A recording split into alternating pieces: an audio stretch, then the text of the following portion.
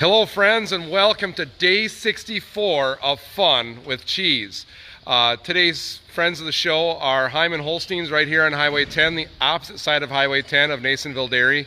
And we brought some friends in again today to help you guys out understanding the supply chain, where the milk comes from Weber's farm store in Marshfield, Wisconsin, and how it gets there and how these ladies are taken care of. But I brought in Marilyn Heiman and Jordan Freund, who are going to talk to you a little bit about the pen of cows that are here and a little bit about the farm and a little bit about the breeding that goes in. So if you remember, we went back to Peterson's farm. They milk about 100 cows there at their dairy, and the importance of a cow having a calf, and that's how milk is produced. So I'm going to turn it over to them because they tell the story much better than I can. Much butter, get it? Butter. Better than I can, and so we're going to have some fun here, and they're going to talk you through the cows here at Heiman Holstein. So, morning. Hello, everyone. One of the big questions that we get from a lot of our customers at Weber's is it's not Weber's milk anymore because we moved them from one farm to the other. But that's not exactly true. They are. We keep our Weber's group separate, with the exception of some that retire, and then we replace them with their daughters. They're in this pen. We call this our A2 pen now because of the kind of milk that we want to ship, and we want to send it to you. Right now we have about 127 girls in here and about 30 that are not in here yet because they dry. But all the milk from these cows, our original herd, and some new from their daughters, goes strictly to Weber's. And that milk is put in their milk first, and it goes into a separate tank, and then that is picked up individually from the rest of our milk that goes to Nasonville Dairy to be made into cheese. And how many years have you been out here from the transition from the old barn connected to Weber's farm store to here? It was 5 years in February. Okay. 5 years in February. And so what are the benefits of having them up here in this new facility as opposed to having them at the old facility, which is right downtown Marshfield?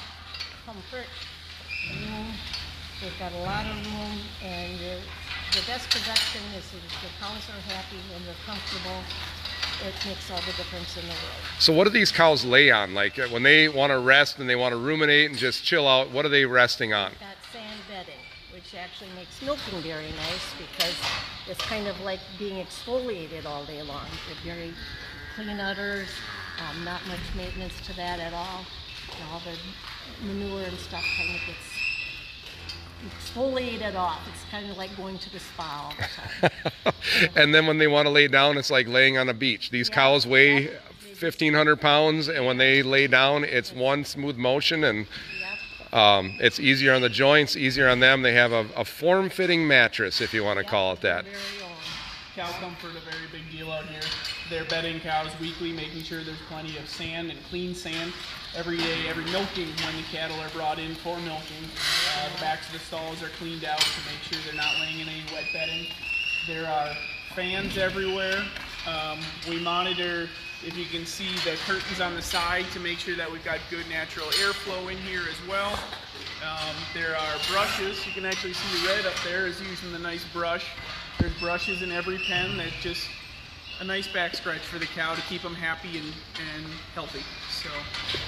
And those brushes are a general cylinder when they're brand new. So you can see that these are used on a regular basis, and they'll rub their back sides, they'll rub their sides, their top lines, and everything like that. And those things are constantly in motion. You can see that one like moving up on top of her back there, but that helps with cleanliness as well. Jordan, can you talk a little bit about your job here? You're not an employee of Heiman Holsteins, but you play an integral part in the entire herd. So I'm an artificial insemination technician, I think is my official title. I go around, in simple terms, I breed cows. We get cows pregnant because the cow, for one, needs to replace herself in the herd, but also they make more milk when they are fresh. So fresh cow milk is a good thing. Cows having calves and replacing themselves is also a good thing. Every farm has different goals.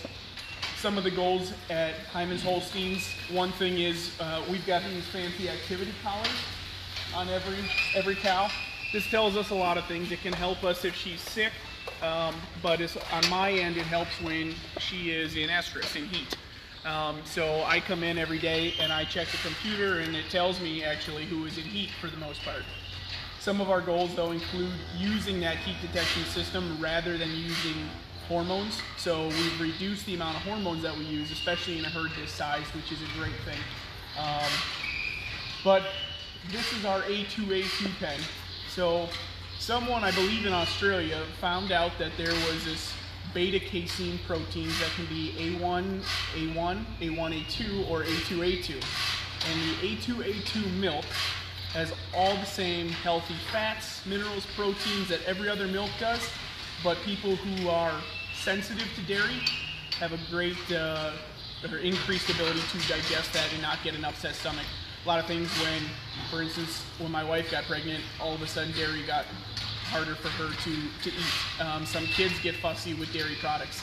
So the A2 stuff has been great. I know in our house, Kefir's a treat. We call it smoothie, and we make popsicles with it, and it's been fantastic. So without limiting our gene pool, we select different bowls for, well, 50 different traits, but one of them that we're very particular with is A2A2.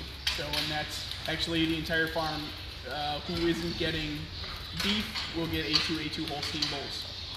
And so how often they are in milk for how many days, and then how long before you come back and rebreed them to have another calf? So we don't breed a cow before she's 75 days in milk.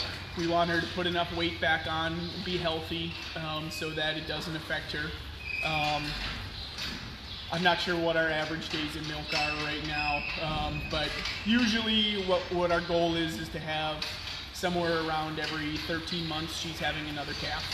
So some cows it's a year and a half, 2 years before they have a calf. If for instance, there's all kinds of different things that can happen. A cow can be such a good milker that her body tells her we're not going to get pregnant right now.